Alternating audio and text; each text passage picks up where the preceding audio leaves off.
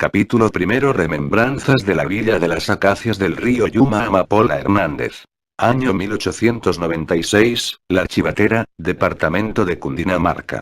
Esa hermosa mañana primaveral, se despertó Amapola Hernández muy temprano como de costumbre, a eso de las 4 de la madrugada, a hacer los quehaceres diarios de su rancho de breca y techo de zinc oxidado.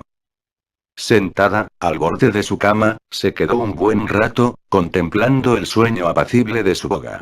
Ella, una mujer hiperactiva y temperamental, delicada y laboriosa, que ante las adversidades y los problemas inesperados, que no podía resolver, se derrumbaba moral y sentimentalmente. Y esto obedecía a la infancia sufrida, por los maltratos de su progenitor, hombre enchapado a la antigua, todo un machista, intransigente, que miraba a las mujeres, como esclavas del hogar. Ella se incorporó de su cama, girando su esbelto y sexual cuerpo, y con sus dos delicadas manos, toma la cara de su amado y le dio un beso en su frente. A la vez que con su dedo pulgar derecho, lo persignaba, encomendándolo a todos sus santos. Luego, acomodó su cubrelecho distendido y lo arropó hasta el cuello. Posterior a ello, Amapola Hernández cruzó el umbral de su alcoba y se dirigió a subir las 20 huellas de la escalera hasta coronar el entablado de su amplio balcón y allí, se condujo hacia sus queridas plantas ornamentales, a revisarlas y a observar sus frutos, sus hermosas flores, las cuales le daban vida a los habitáculos de su hogar.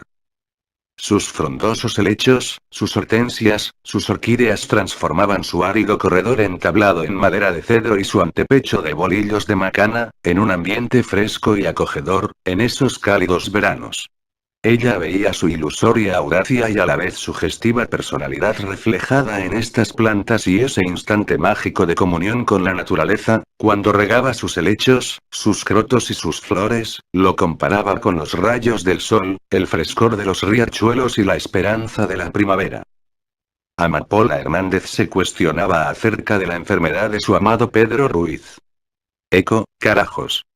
Tengo un hurgo de cosas por hacer ahora y, en verdad, no sé qué hacer. Realmente, estoy preocupada por mi Pedro, por mis hijos, ¿qué será de mí, si mi Pedro me deja? Pedro, como siempre, no me dice nada, no se queja, solo rezonga sus gualaperros. Si tan solo me dijera. Hoy no tengo ganas de comer, mujer, ni de hacer nada. Percibo que su enfermedad está muy avanzada y ya no hay nada que hacer, solo confiar en la voluntad de Dios y su Santísima Madre. Madrecita querida, Virgencita del Carmen, hazme el milagrito, devuélvele la salud a mi boga. ¿Cómo hago para calmar mi ansiedad? Dios mío, ¿qué hago? Y con ello logró mitigar un poco sus nervios. Allí, en su gran balcón amplio, por cierto, entablado en madera, con un pasamano de bolillos de macana y esta estructura sostenida por pilastras de 4 metros, con vigas de madera, mirando hacia el río Grande de la Magdalena, hermoso paisaje portuario fluvial, Amapola Hernández empezó a mirar las cosas con algo de resignación. En un rincón del mismo balcón, remataban las atarrayas y el chichorro y una pequeña butaca en madera rolliza, que era el sitio de trabajo de Pedro Ruiz, su amado esposo, cuyo oficio era el de pescador. Allí, en esas horas de la madrugada junto a su amada, Pedro experimentaba una profunda sensación de ingratitud y temor que, debido a su personalidad introvertida, lo amargaba internamente, reflejándose en su fruncida frente. Ello obedecía a que él presentía, desde hace mucho tiempo atrás, que algo terrible e incurable le estaba ocurriendo a su cuerpo y veía como los cuidados y mimos de su mujer, eran constantemente improductivos. Debido a su estado de irritación y tensión incesante, que expresaba constantemente, echaba maldiciones a los 4 vientos, cuando veía que no se podía valer por sí solo. Se había acostumbrado a vivir encerrado en sí mismo. Amapola, mi hija, alcánzame una taza de agua café, replicó desde la penumbra Pedro Ruiz, a su esposa. Ya voy, Pedro, espérame unos segundos, acabo de rociar mis plantas. Pasaron unos 10 minutos y esta vez en forma agresiva y fuerte, Pedro Ruiz ordenó su esposa. Mujer, el agua café, carajo, es para hoy. Ya voy, Pedro, cálmate un poco, recuerda, que tú no puedes tener sobresaltos. Si tienes razón, mi amada, perdóname de nuevo, mujer, mi iguala perro. En ese preciso momento, ellos hicieron silencio y se quedaron viendo frente a frente en esa madrugada, en el amplio corredor de su balcón. Pedro, fumándose su chicote, siguió tejiendo sus chinchorros y atarrayas, mientras que su mujer ponía pies en polvorosa hacia la cocina. Como una araña sentado, en su butaca, Pedro Ruiz, tejía las red de pesca y uno a uno, esa serie de hilos tejidos y amarrados a una relinga superior y de flotadores y a una relinga inferior de plomos, iban tomando forma día a día, una trampa que se emplearía para capturar peces. Aquel rincón se había convertido, en vitrina de ventas, en donde se hallaban colgados los tipos de atarraya ya bordados y terminados, las redes pasivas o red cortina y las redes activas o red de cerco o arrastre, elaborados con fibra natural de cáñamo, algodón o con fibras sintéticas de nylon. Y este amplio corredor de su rancho, se había convertido para él, su sitio de trabajo diario y su vitrina de ventas, para sus clientes.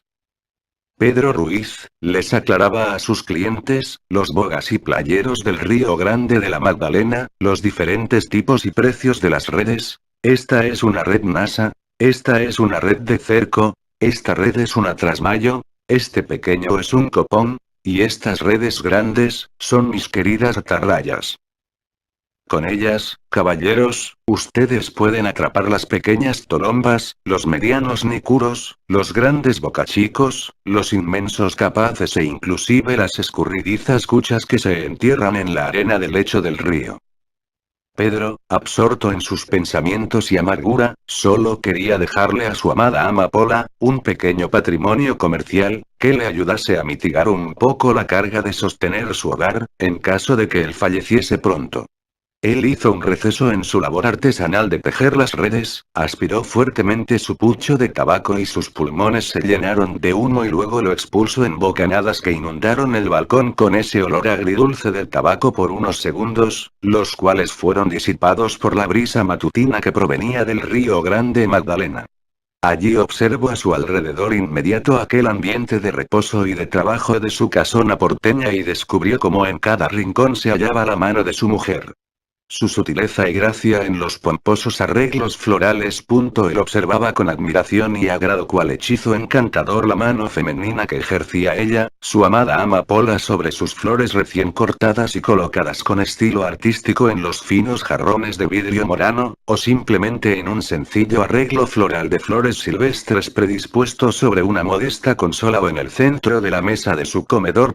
Como también sus canastillas de helechos frondosos y verdes o sus orquídeas en flor colgadas en la viga de madera superior de su balcón que hacían juego con las macetas inmensas de barro que contenían sus matas ornamentales de chulas y crotos a las cuales no se les veía por ningún lado una mustia. De pronto surgió de la escalera la figura femenina de su esposa Amapola Hernández, portando entre sus manos una totumada de dulce brebaje. Mijo Pedro, aquí está el mate, con tu agua café, hirviendo, no te vayas a quemar, replicó Amapola, mientras colocaba la totuma entre sus manos. Pedro, maqueó un poco su cuerpo y sus manos temblorosas tomaron el mate, con el brebaje caliente y lo dirigió lentamente hacia sus gruesos labios, absorbió un poquito del brebaje. Guapucha, me queme la sinuoso, replicó Pedro, rezongando un poco y por instinto procedió a soplar el agua café, a puchitos. Amapola Hernández, mientras tanto, se desentendió un poco de Pedro y se dedicó en esos momentos a consentir y rociar sus otras hijas, sus amadas plantas y las flores frescas compradas en la nueva plaza de mercado. Amapola conocía el tiempo limitado de las vivencias de las plantas y rezongaba hacia adentro. Las margaritas y los girasoles me duran 2 semanas, los claveles y los crisantemos, me duran 1 semana, estas flores, hacen juego con mis frondosos helechos y mis chulas y crotos, sembrados en esas macetas de barro. Y con esta loable labor, en verdad, logro crear unos espacios que insinuaban una sensación de suavidad de forma natural y relajante, dejando de lado esos adornos tiesos y formales de los cuadros que contenían figuras o composiciones rígidas, tan en boga, en los amplios salones, de los hoteles de su época.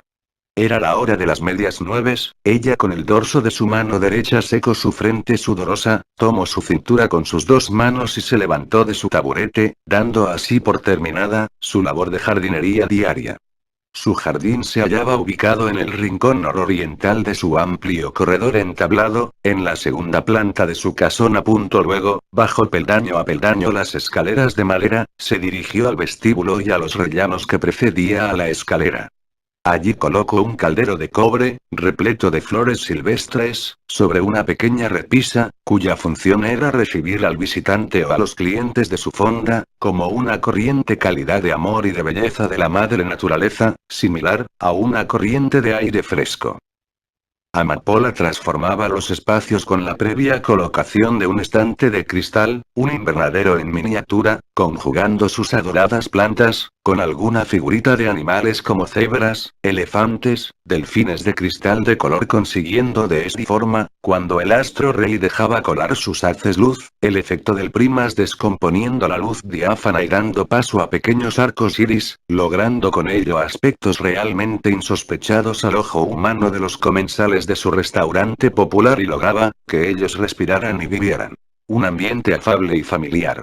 Y en los rellanos de la escalera y dentro de su cocina, se encontraba una pequeña ventana con perspectiva un tanto melancólica, y allí Amapola evocaba con nostalgia y alegría su bella época dorada, que vivió con su boga en la Chivatera, como centro portuario del interior del país. Y por ello no se cansaba de dar gracias a Dios y a la Virgen, por tantas bendiciones, que estaba viviendo, en medio de la adversidad. Ella muy de temprano se disponía a arreglar sus mesas de madera rolliza, las cubría impecablemente con sus manteles de lino blanco, sobre los que colocaba un pequeño florero, con flores de cualquier especie, un salero, una canastilla con su juego de cubiertos de plata y un cenicero de barro.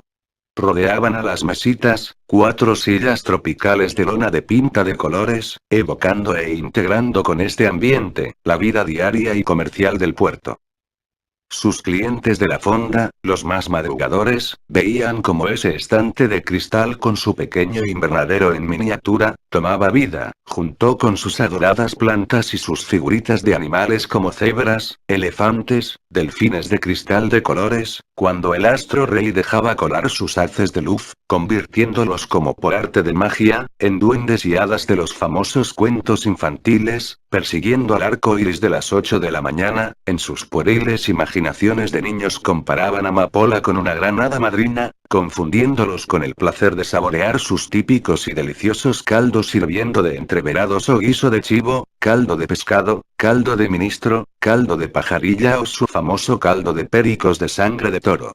Amapola Hernández, en su rincón afable de su improvisado invernadero, oía a lo lejos el ruido de los pitos de los buques que anunciaban el mediodía en la Chivatera y que se filtraba por sus 2 oídos, convirtiéndose en un sonido ensordecedor de bielas, cigüeñales y algarabía de seres humanos, donde se enfatizaban las voces de los capataces a los coteros exigiendo la pronta y segura descarga de sus mercancías, ubicados desde los buques cargados hasta las majestuosas bodegas, que se hallaban a 3 cuadras cuesta abajo, y que a pesar de la distancia, todo ese ajetreo de la jornada se filtraban por aquella pequeña ventana, como si estuviesen los muelles a la vuelta de la esquina. Upa, se me olvidó el almuerzo, carajo, ¿qué me está pasando? Corrió veloz y torpemente, golpeándose un poco con las sillas tropicales, que se hallaban aún recogidas a esa hora del mediodía, se obligó a detenerse por un buen rato y ordenar los juegos de las sillas y de las mesas, mientras que al mismo tiempo comenzaban a llegar sus clientes. Se sentía ansiosa e incómoda y con un poco de rabia consigo misma por la falta de compromiso como anfitriona de su fonda. Se calmó un poco, respiró un segundo aire y recibió a sus comensales, con una sutil sonrisa, y los invitó a tomar asiento, a la vez que les pedía 1000 disculpas por la tardanza en el almuerzo, pidiéndoles un poco de su valioso tiempo, para terminar de preparar el